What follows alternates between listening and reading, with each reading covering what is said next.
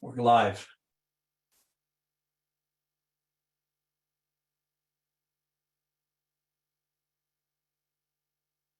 Come off mute, Lawrence. Good morning, everybody. July 28th. Here we are again, end of July, another end of the month. And it's the incursion into the second half of the year, which is already going very quickly. So the slaughterhouse of failure is not in our destiny. We shall persevere until we succeed. That's Og Mandino, a little modified. Today, Dan and I have got a little something different for everybody to think about. And that is, we've got a little, let's call it reverse psychology. It's a sort of a reverse psychology, and it's a little bit like a game. And I think it's something for us to really introspect and see exactly why and how we reach the conclusions that we do. So, for example, we're going to do everything in a sort of a reverse psychology way. So the first one is, there's several points of this. The first one is read books, but then do nothing. That's paralysis by analysis, procrastination. We become idiots savants, which is a French word for genius idiots, that we don't actually put into effect anything, make it work. So read books and do nothing. Dan, you want to comment on that? Yeah, so I found a list of things. I follow a guy, Alex Hormozy. I'm going to put that in the chat on social media. He always does a lot of excellent posts about being an entrepreneur, building a business, growing a business, leading, things along those lines. And he had an excellent list of things. It was titled How to Stay Poor Forever.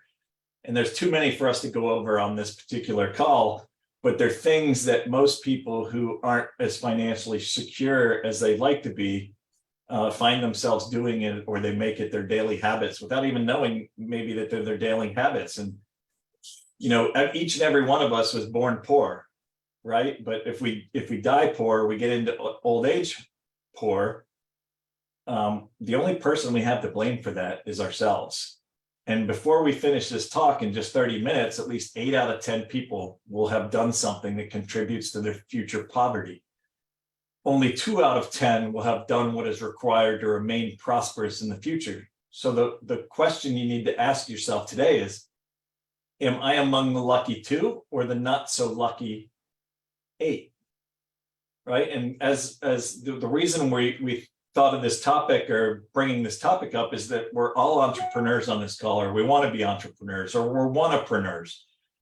And if you're an entrepreneur, you should already know the things that you need to do to be successful, like setting goals, lead lag measures, leadership skills, personal development, personal growth, all of those things. But if you want to be an entrepreneur, or as I've heard it said, one-apreneur, these are tools that you need to put in your bag so that you are successful in what it is that you're doing.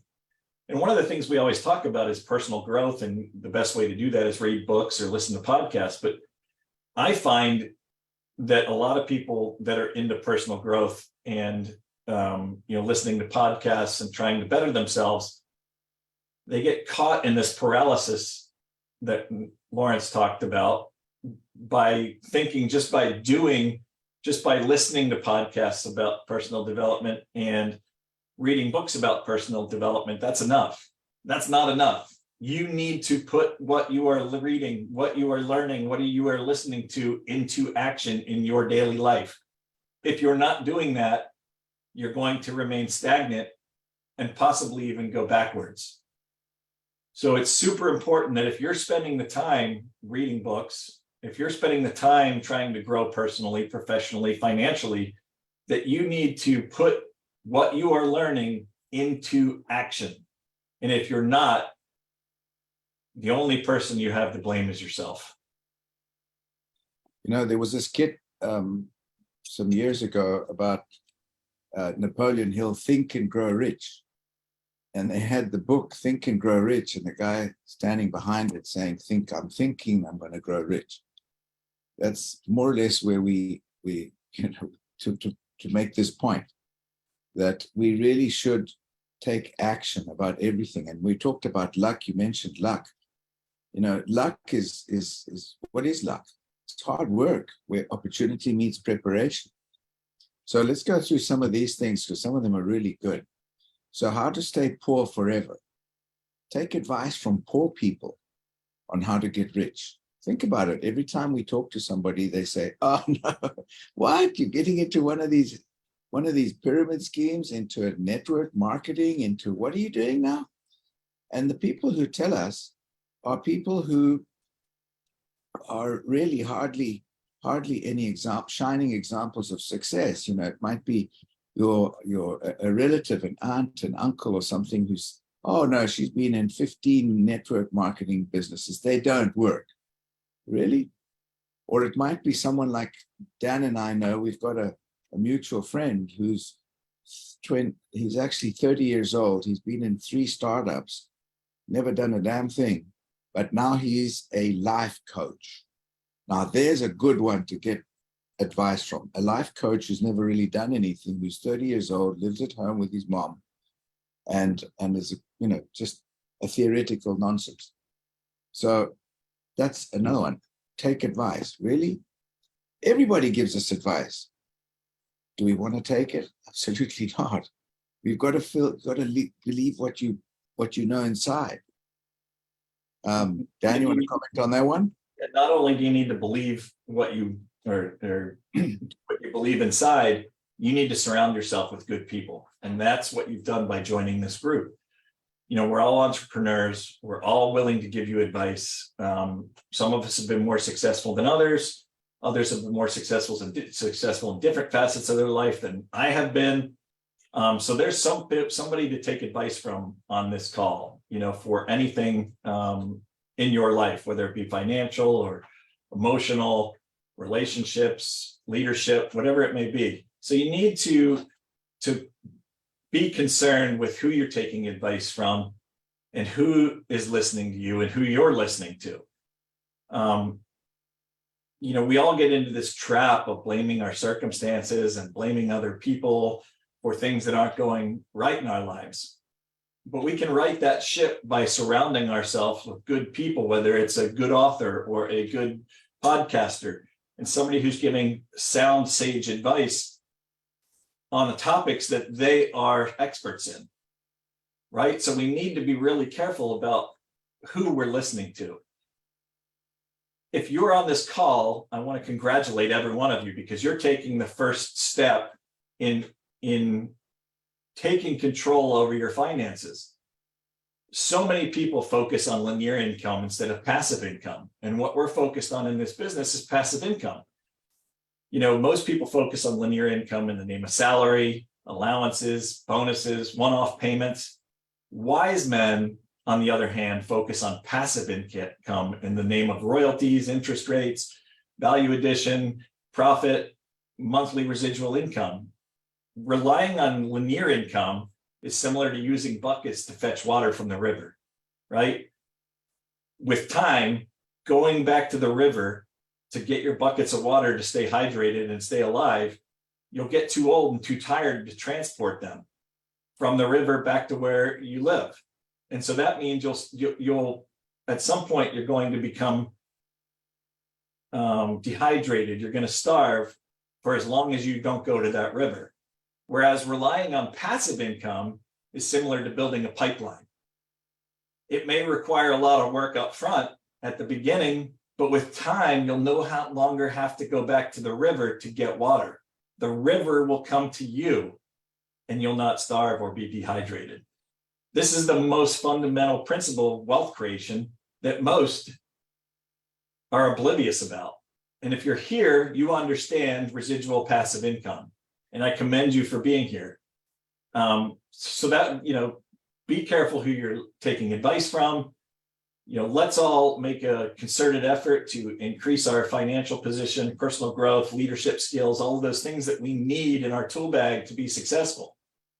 Don't blame your circumstances. Don't blame other people. Don't blame obstacles or failures. That example of the bucket is excellent. It's a really, really good example where every morning people are going to the river to cart water. Well, we just have to look on our volumes and genealogy to see how many people have we got that are carting water for themselves. And each one of those, a little bit of drop comes to us. And we can fill our own buckets from helping other people fill their buckets. But it's not a bucket, it's a whole lake. So it's a long-term residual income, the recurring income, that is the objective that is so difficult, not difficult, that is much harder to get than simply an immediate gratification of going to get a glass of water or a bucket of water. It's a long-term investment in our time, in our objectives, and how we want to look and how we want to be 3 years from now, 5 years from now, 20 years from now. The other one here is pick a spouse who makes you feel guilty when working. This is a really good one too. How to stay poor forever. You know, my ex-wife that's why she's my ex. She wanted me to have an 8 to 4 job or 9 to 4, 9 to 5. And I'm not that sort of person. I'm just absolutely not. And that was where our rift started, when she wanted to limit my way of being to be mediocre, 9 to 5. So that's something that, you know, the spouse is somebody that you've got to have that will support you, that will understand the same long-term goals that you have. They don't have to be the same, but at least they support you and not go against you. So the spouse is something very important. Dan, you say? I can't even imagine a world with a 9 to 5 Lawrence. Because when Lawrence wakes up in the morning, he gets his engine going, and that engine doesn't stop until it's time to put his head on the pillow. I'm fortunate that my wife allows me to work as much as I want, and doesn't complain about it, because she knows what I'm doing is for the best interests of our family, of the children, of other people on this team. Anybody that I do business with, their needs come first. Once my needs are taken care of, obviously, but I always make sure that, you know, when I wake up in the morning, my needs are taken care of. And then after that, it's all about everybody else. How many times have you met somebody in your life that you brought them an opportunity and they said, oh yeah, I'll start tomorrow or next week or next month or next year, right? I've had dozens of people that have joined in this business and they never get started. They love the idea. They want residual income. They want financial freedom. They want lifestyle freedom, but they never take the opportunity to start. So if you want to stay poor, start tomorrow, right? Don't start. You need to start today. Correct. So, you know, everyone wants to succeed, but very few people are willing to step into the cold waters. Do you see the problem here? In the history of the world, no marathon race has ever been won or finished by someone who never left the starting line. As you're staying stuck, saying that you have not enough capital to start, not enough time, someone else is busy making good use of what little they have. As you're busy lamenting that there are no business ideas, no opportunities, someone else is busy sharpening his innovation clause. When you're busy complaining about a problem in society, someone else is busy thinking how to start a business that solves that problem. Continue waiting for the starting line, and poverty will find you there and keep you company. Yeah. So this thing about starting tomorrow, oh no, I'm right now, I'm not there, but you look around and you say, my God, that guy is so lucky. Look what he's done. He's just so lucky. We've talked about this luck thing before. Luck is getting off the gluteus maximus and doing something about it immediately. You know, it's taking action. It's starting right now. Something has come up, deal with it right now. Start looking at whatever the future you want. Do it from immediately, from now. Not wait, because waiting is just time going and you've lost the opportunity sometimes.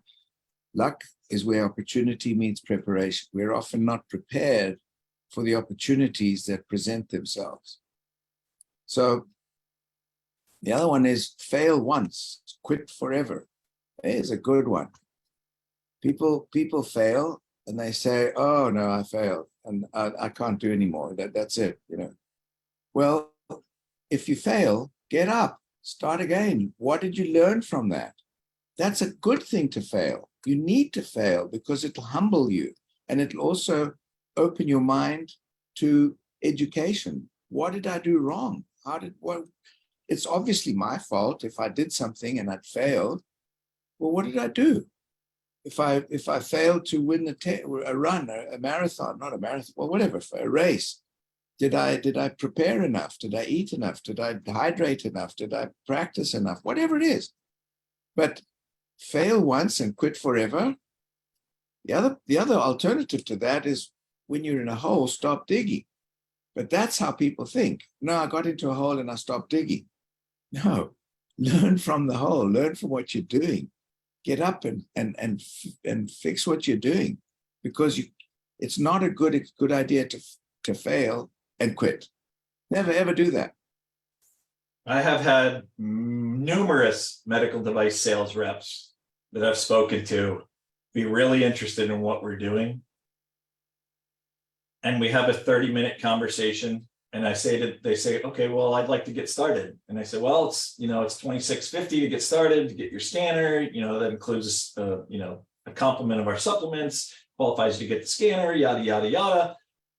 And they say, no, I don't want to do that. I want to vet it with a couple of my physicians first. And so they go out and they ask one of their physicians, and I call them a couple days later and I say, hey, what do you think? They said, I talked to Dr. Poor, and he said, nah, it's not something that I'm interested in. I don't understand it. I don't believe in nutrition. I don't have time in my practice, whatever excuse he gives. And the rep says, yeah, I don't think there's a business opportunity here.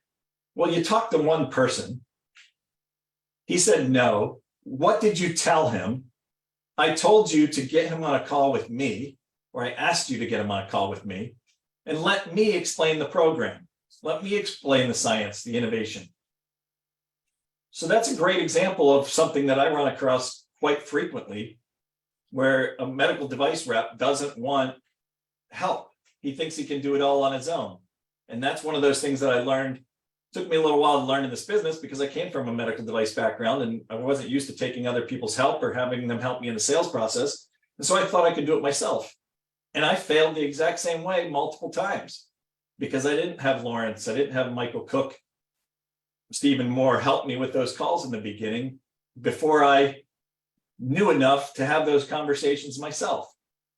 So if you're willing to fail once and quit forever, you're going to always remain poor financially, personally, emotionally, every facet of your life. Absolutely. So the other one is here, blame your circumstances. So here's something that I had a conversation about, I don't know, 3 weeks ago. I was talking to my ex-wife. First of all, I was talking to somebody, and then she was saying, well, I didn't have the opportunities that somebody else had. And then I was talking to my ex-wife after that, and she said, yeah, poor thing, she really never had any opportunities to go to the best colleges. She went to college, didn't go to the best. She went to college, and she didn't have that good opportunity. So I said, okay. And then, and this person is literally doing nothing.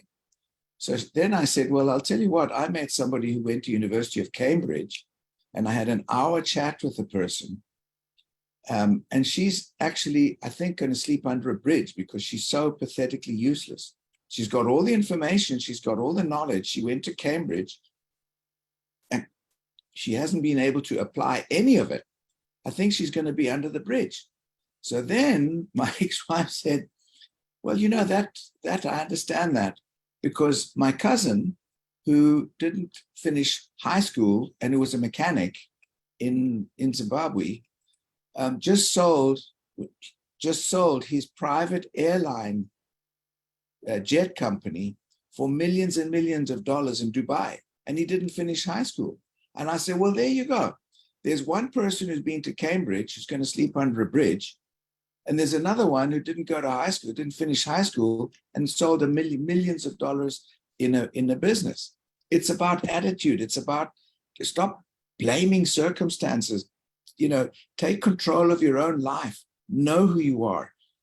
People blame, oh, my mom and dad are diabetic, so I'm going to be diabetic. That's BS.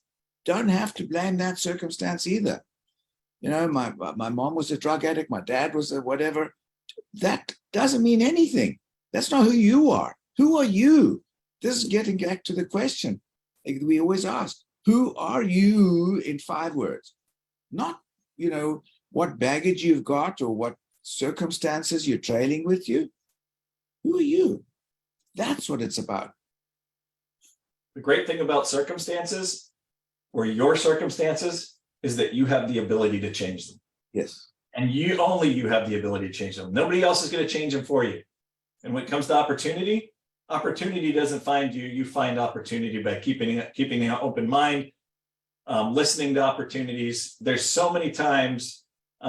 This happened to me last week. I was in Des Moines, Iowa. I walked into a couple of medical practices, and I talked to the person at the front desk, the gatekeeper.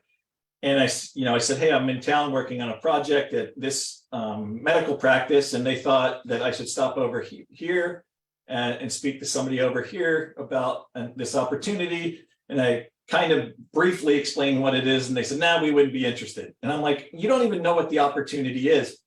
And these doctors have somebody at the front desk who doesn't have any vested interest in doing anything, in looking at opportunities, because they don't want to do any more work.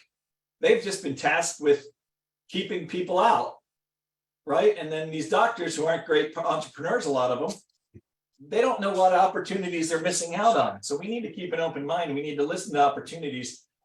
I get approached by several hundred medical device companies a year that want me to carry their products, want me to sell their products or utilize my network to sell their products.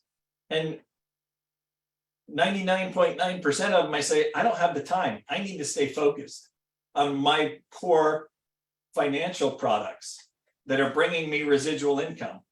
Once I start straying from that and diluting my time, diluting my energy, diluting my focus, that's when things start to fall apart, right? So one of these things on how to stay poor forever is start something new today, start something new tomorrow, repeat. And that the reason people do that is because they don't want to focus on something. It's an excuse, it's a circumstance, they can blame their lack of success on multiple different things if they starting something new all the time. We need to remain focused. If you committed to this company, if you committed to this business, if you committed to this organization, you owe it to every single one on this call to do what you said you were going to do. More importantly, you owe it to yourself. Yes, absolutely. Absolutely. Well said.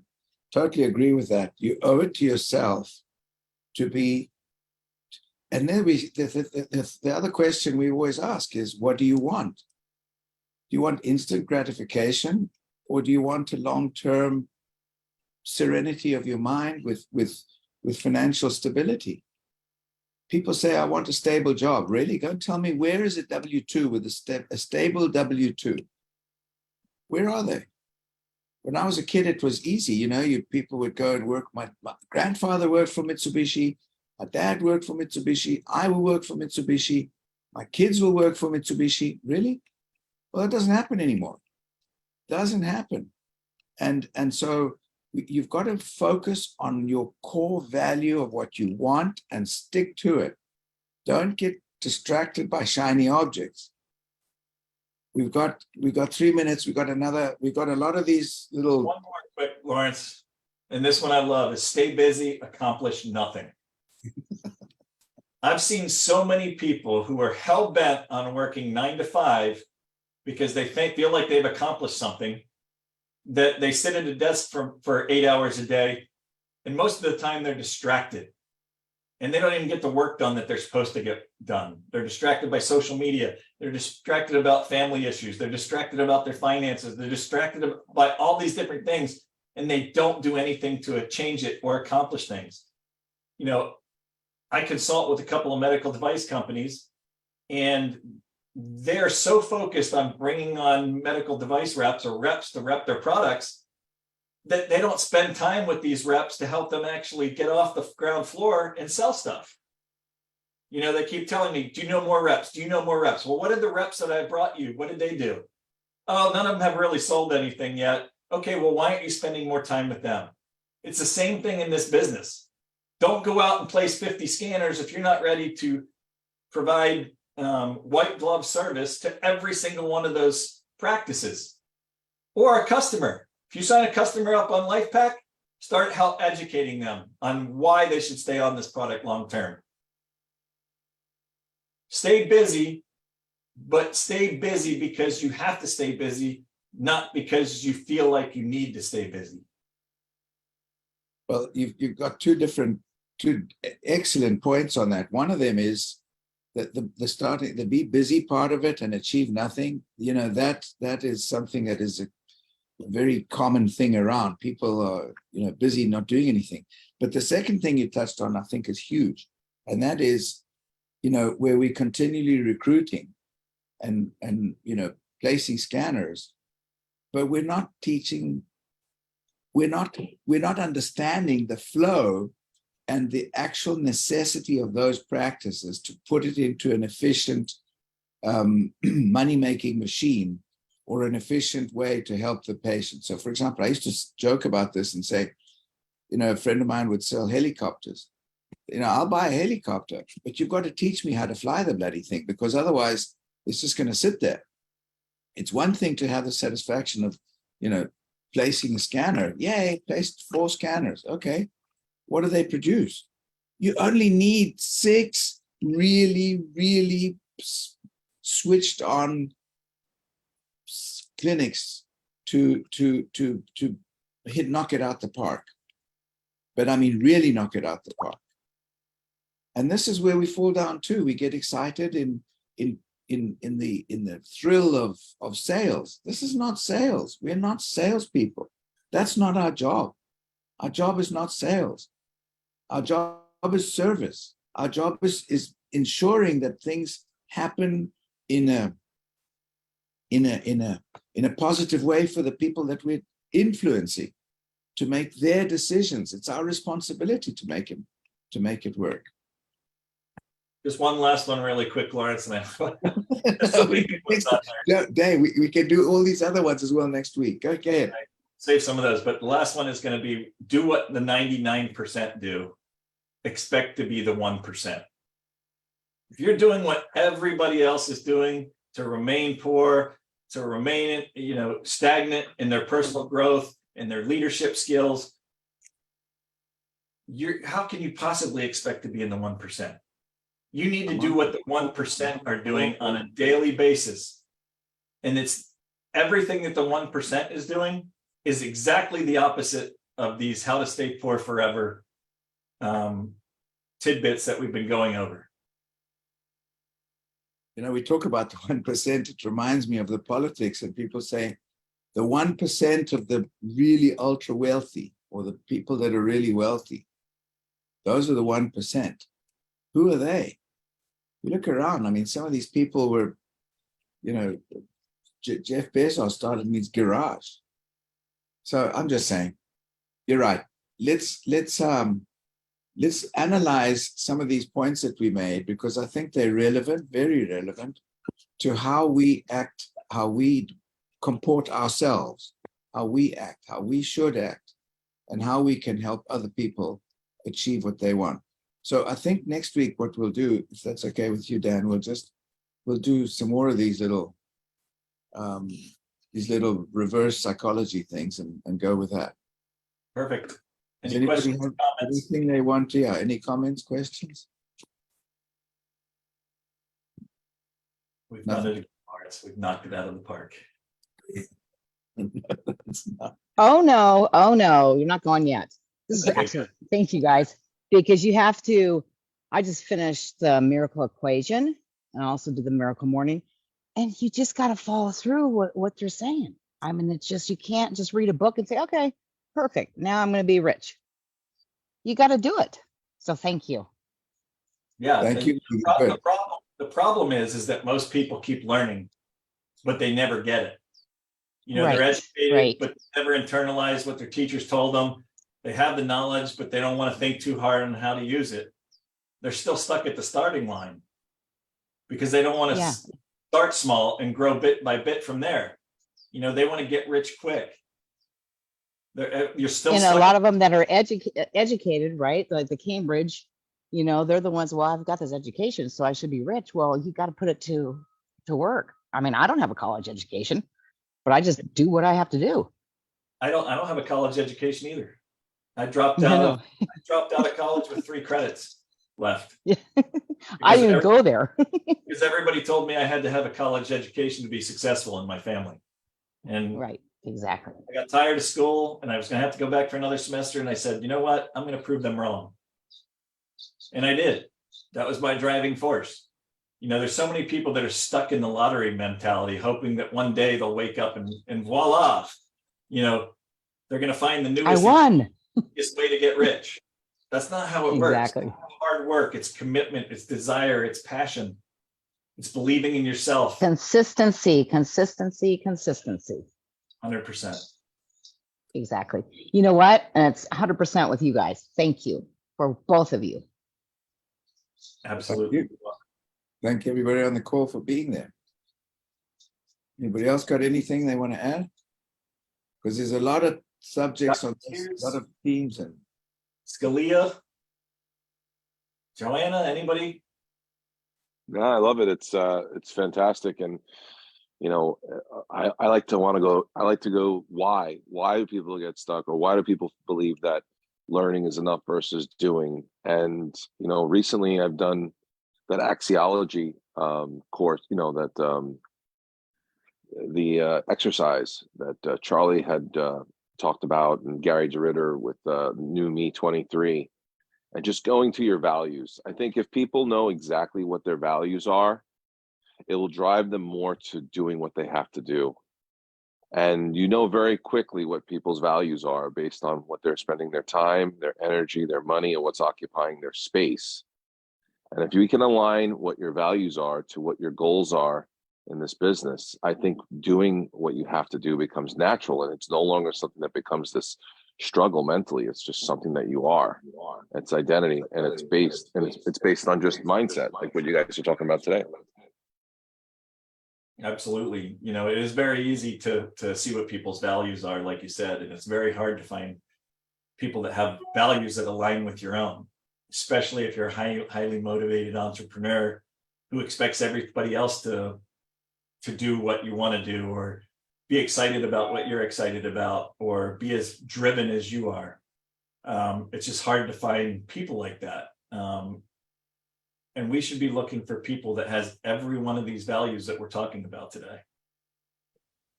you know, we talk about birds of a feather flock together, and you look around, and there's also we'll get into it next week, but the woe is me society.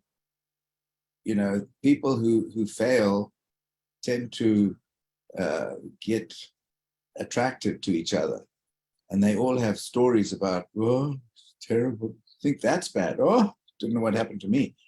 So we've got to, as we just said, Dan said, we've got to surround ourselves with people that have something to bring to the party that we don't know, or that's better than us, and always try and stay with people better than us. That's how we can, when you play tennis, you learn to play tennis with a coach. Then you learn, and then you play tennis with people better than you. You don't want to keep winning with people that are losers, that are not as good as you. You want to play against people that are better than you, so you can better yourself. Anyway, thanks everybody. Dan, you got any parting shots? One thing I would enjoy is if Joe Scalia could quickly come off and say in Lawrence's voice, "A birds of a feather flock together." The one thing we know is that people, birds of a feather flock together. So have a great day and have an excellent day and yay. Okay. That was fabulous. That's phenomenal. All right, everybody, have a great weekend. Bye-bye. Thank Take you. care. Thanks. call, guys. Thank you. So thanks, everybody. Blessings. Thanks, Dan. Thanks, everybody.